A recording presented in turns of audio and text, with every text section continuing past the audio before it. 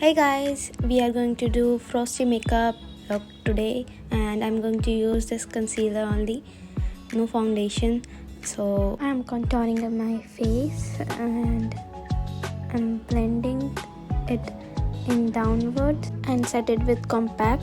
Now I'm using this lip and cheek tint, and now I'm taking lightest pink shade and blending with the fluffy brush, and now I'm using highlighter to highlight my eyelids and nose and cheeks, inner corners of eyes.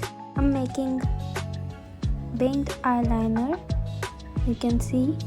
If you want this tutorial, then you can watch on my shorts video. And with eyeliner, now put some mascara and lining my lips with the lip liner. And you can see how I line my lips, and we are going to take lightest shade of lipstick.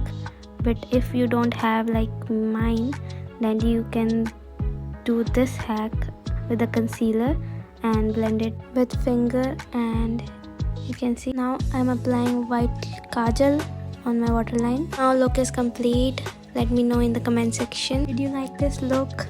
Okay, bye, and don't forget to subscribe my channel.